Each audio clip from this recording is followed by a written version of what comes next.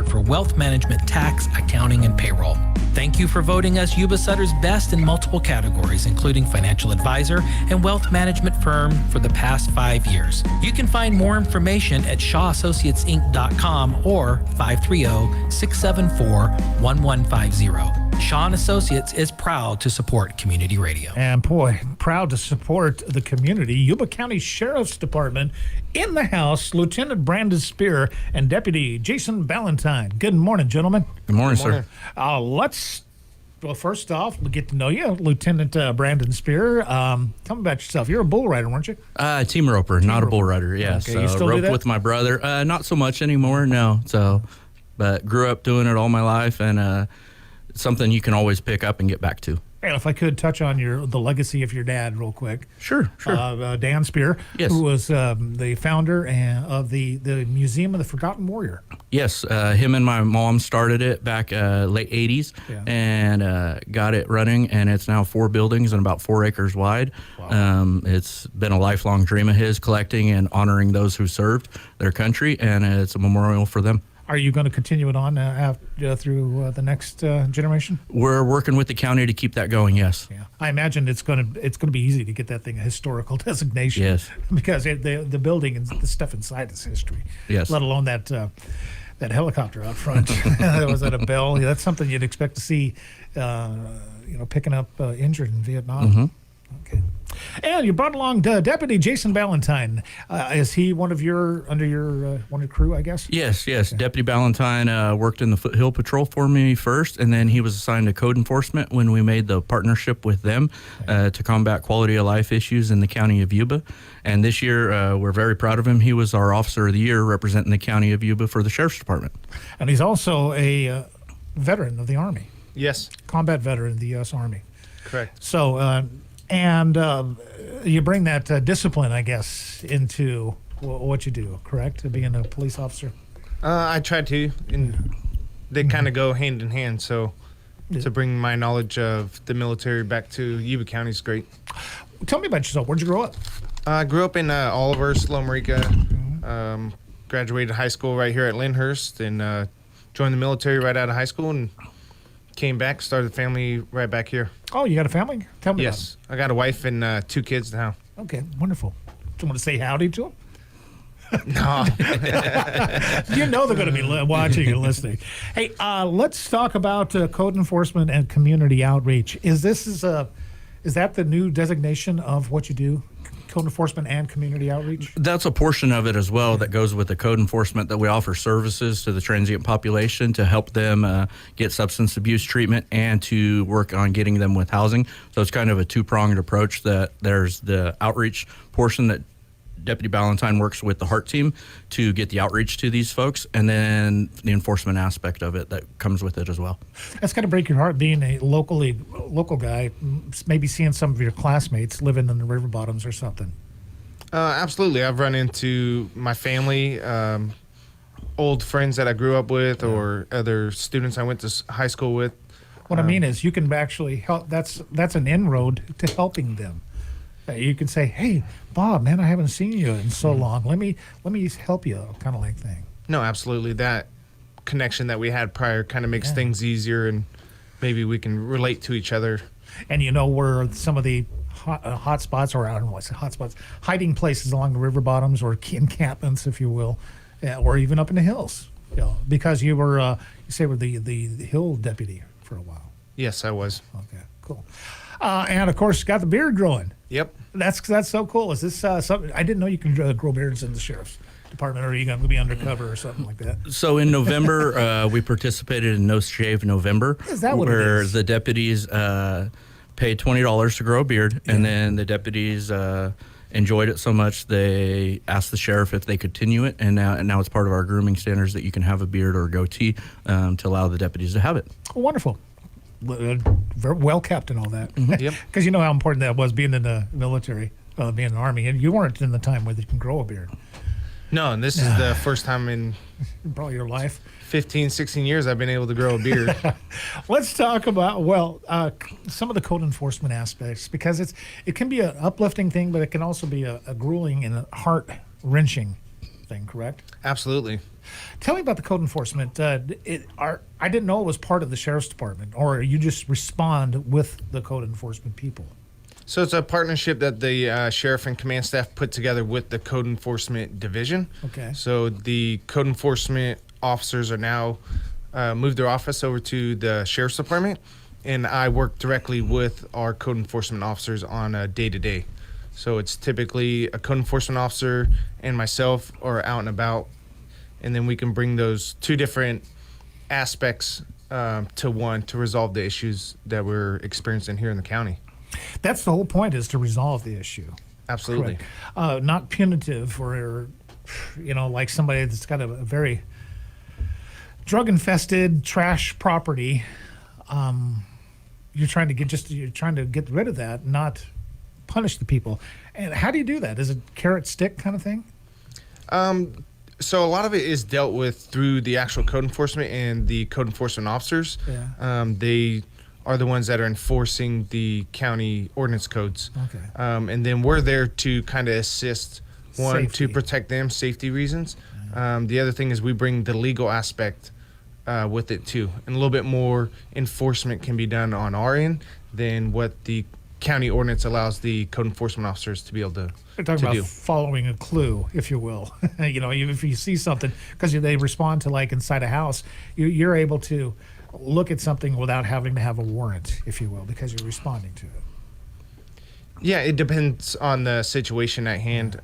But code enforcement officers can write inspection warrants, is what they can write, Yeah. which gives them the authority to get into properties or houses if they meet that criteria and the judge signs that warrant. Okay, so it's a court thing, so they can't. I mean, I'm just trying. You brought up the aspect of legalities and things like that. So if the properties they're on, if there's a criminal offense in nature, then they will assume that investigation from there and go the criminal and the legal route through the court processes. Okay, how does somebody bring attention to something or is that a question I should ask code enforcement itself? No, so there's a get on the Yuba County Code Enforcement website. There's a website, and you can go on there and file a complaint, and then that complaint directly gets sent to the Code Enforcement office, and there's a secretary that receives all those complaints, and if it seems to be a valid complaint, then a case will be open, and that case is assigned to a Code Enforcement officer, and then they'll go out and confirm whether or not that complaint is a valid complaint or not. Are there a bunch of open cases right now? There is. I don't know the number offhand, but I know there's probably in the neighborhood of over 1,000. Do you respond to one of those 1,000 differently than you would just a regular house? I try to treat every call or More caution, response. if you will. Absolutely. We got to be heightened all the time and keep our eyes out for danger. That's why we're there. Do you respond as a team, or is there more than one deputy? So there's myself and Deputy Atwood are assigned to code enforcement. And each time they go out, they would have 2 deputies, correct? Not necessarily. The code enforcement officers still go out and handle calls on their own, Oh, I see. depending on the situation and the risk that could be associated with that.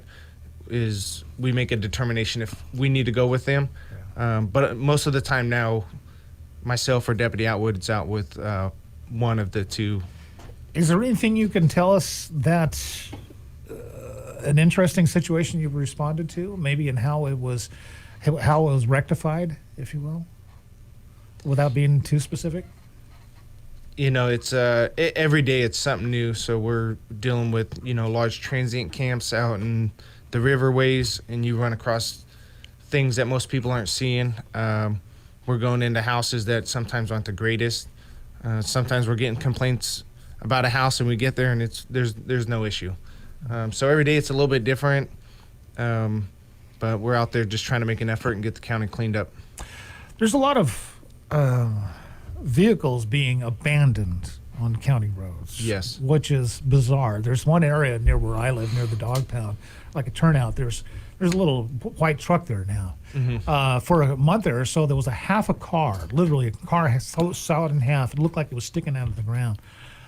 What is being done to to get rid of these? I mean, do you track the vehicle owner down? Can you do that through VIN numbers and stuff?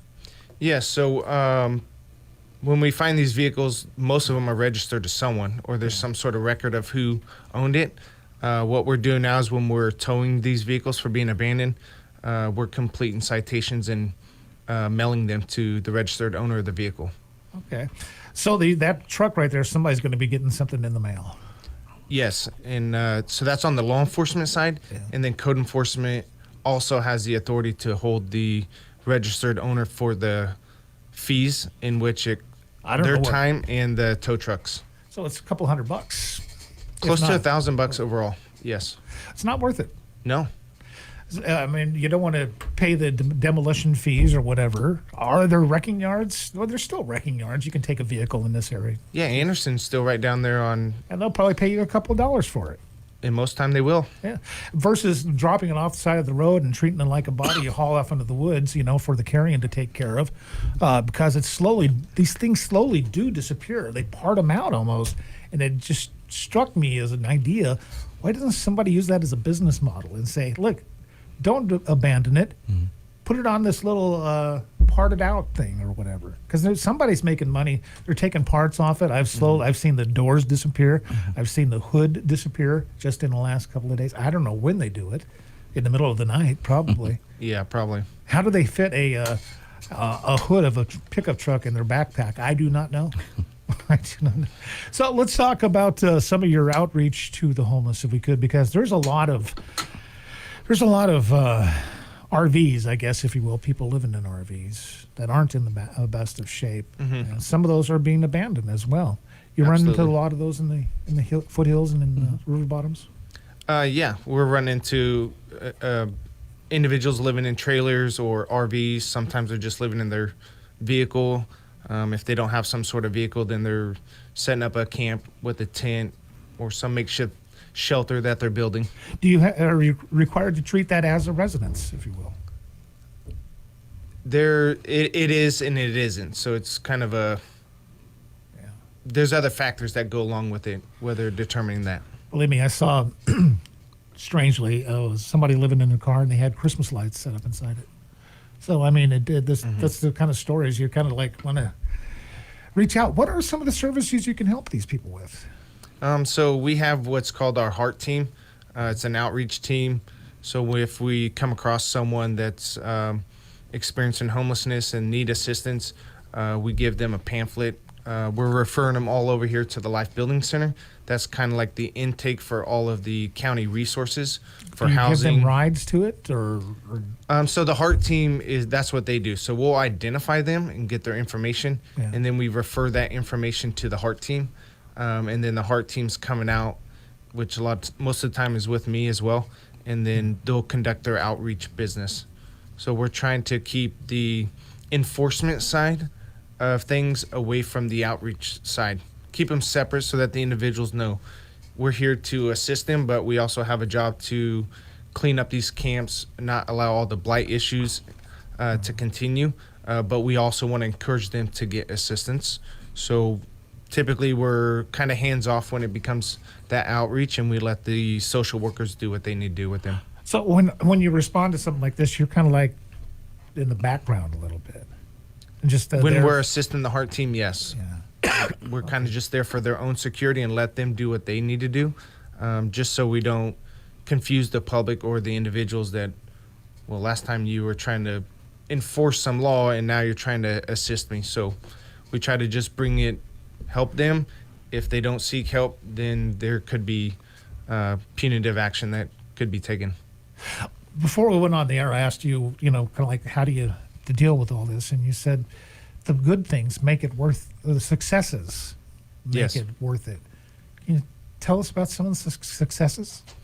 In the last year, we've had a ton of great success. We just assisted Sutter County with cleaning up the Shanghai Bend Rapids. I think we took over 50, 60 vehicles, motorhomes out of there, and we cleaned up. Got some big catfish out there back in the day. Yes. Back there in those riffles. And when I was a kid, that was a major fishing area. Yeah. In the last couple of years, I haven't seen no fishermen out there on the banks just fishing like it was when I was a kid. We've also cleaned up the thorn tree area, which is out here behind Juvenile Hall. There's a pretty large encampment set up out there. We cleaned up the Jack Slough all along the creek there. That, especially in times of flooding, that's really dangerous there. Absolutely, and the water comes up, and luckily this year we haven't had much rain for a lot of the debris that was there, but all that's getting washed down into the rivers. And of course, it's a blessing and curse. You're talking about the lack of rain because the vegetation is going to be dried this summer, and that's more danger for these people who are having open fires down there, if you will. Absolutely, and most of the camps I come to, they all have some sort of fire or heating source to keep them warm. Yeah.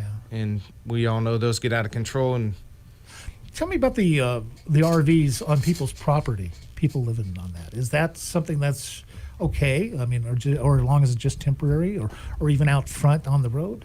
So our county ordinance states that no one can camp within the county in a recreational vehicle. So whether it's on private property or public property, it's not authorized per our county ordinance.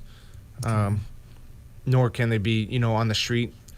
What do you just tell them to move along, or you can't do that? So most time we try to take that educational approach, educate them on it, figure out why they're living there. Sometimes we get people out of state just down here for a couple days, visiting with some friends.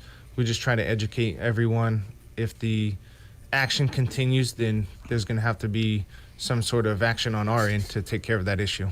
Is that why sometimes the animal control responds? Because a lot of the homeless folks do have, it's interesting. They have everything from little teeny teacup chihuahuas to outrageous pit bulls. Mm-hmm. And that's something that I guess that's determined beforehand, I guess. Go out. Yeah, when they'll do their site assessment, they'll evaluate the property and what the living conditions are, and if there needs to be an enforcement action taken, then obviously want to make sure all their pets and everything are taken care of from there. So. Okay. And community outreach, if we could, we address that versus code enforcement. There's two sides of the same coin, basically. Pretty much, like Deputy Ballantine said, we're part of the HEART team. They're there for their safety and to offer services as well. But we identify the camps for them and the people in distress, or they have their people in distress that they want to talk to, vulnerable populations.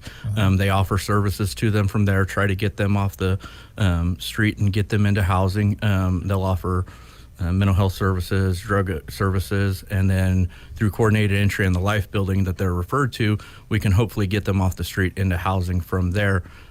So that's the outreach from there. And then also our day-to-day, all the Sheriff's Department deputies just in their local contacts that they're making as community outreach, offering these services. Deputy Ballantine has versed all the deputies with the services that we offer, and if people need that, we will take them to get their services and try to get that arranged for them. What is the drug that is predominant right now, if you could? Because these things come in cycles, if you will. Mm-hmm. Last time I heard, it was heroin was making a resurgence. Fentanyl has pretty much risen to the top right now. It seems like everyone is using that more than the meth and heroin, and it's very dangerous because it's getting out to everyone. It's getting put into meth, it's getting put into heroin, it's getting put into pills. They're mislabeled, and people don't know the amount of overdoses because of fentanyl, because it is so dangerous. It's very deadly. You carry Narcan, probably got it in your pocket if you know that. Yes, we do. Yeah. We issue it to all the deputies so we can help out and that they don't get exposed as well. Yeah, I've seen some of those videos that, like down in Stockton, there was one officer put it on the hood on the outdoors, and just breathing that, he killed over and took 2 doses of Narcan to bring him around. Yeah. That's just, and how do they not die from this? But you say there's a lot of overdoses. Yes. Are you wanting to? Do you get some of the outreach from people that, hey, get a call and we're in the river bottoms, somebody's overdosing. I'm sure you get calls like that. Medical and by county we'll get those more. We'll respond with them as well. Obviously, if we can beat them there to try to help save this person to make sure. But yeah, so those, I'm sure the medical runs a lot of those. I bet the best feeling, like you just mentioned it, saving somebody. Yes. Absolutely. Wonderful. Gentlemen, what would you like to add about code enforcement or community outreach? It's been a great program. It's been a great partnership between the Sheriff's Department and code enforcement department. It's cut the response time down tremendously, I believe, because they're right there and they can address the issues when they come in, whether it's our deputies identifying an area and they can get a hold of Deputy Ballantine to respond or forward that complaint to them as well. And if you're just driving around the county of Yuba, you can see the great results these guys have done together, from Simpson Lane to Thorntree to the Shanghai Bend Rapids area. I mean, they're doing a great job out there in improving the quality of life for the citizens of Yuba County. And I like how you're working with partnering organizations like Say Love is a big one. Got all those vehicles out near Simpson Lane a year or two ago. Yeah, a lot of that's been a community joint operation. Yeah. But I don't want to have the sheriff's department take all the credit. It's been a community, and the code enforcement officers themselves have been working hard, and they're the ones that have been fighting this battle for quite some time. And then the sheriff's department got involved. So good job to those code enforcement officers as well. Wonderful. Deputy Jason Ballantine, Lieutenant Brandon Spear, Yuba County Sheriff's Department. Are you going to wear green tomorrow? We wear green every day. That's right. And you don't have to worry about being pinched. You actually do the pinching. Yeah. Isn't that what they call collar? You get them pinched? I don't know. Oh, yeah. Sorry. Yeah, on that front. Yes. Yeah. Of course, that harkens back. That's a couple to the years ago, yeah. harkens back. Yeah, don't give me no guff. I'll slap you upside the mug. Yeah. Gentlemen, thank you very much. Thank you I for your appreciate time. you what you do, and this community is better off because of what you do. Thank you. Thank you. This community interview is made possible by Shaw and Associates. I'm Dave Shaw, President and CEO of Shaw & Associates. For over 65 years, Shaw & Associates has been your trusted local expert for wealth management, tax, accounting, and payroll. Thank you for voting us Yuba Sutter's best in multiple categories, including financial advisor and wealth management firm for the past 5 years. You can find more information at shawassociatesinc.com or 530-674-1150. Shaw & Associates is proud to support community radio. The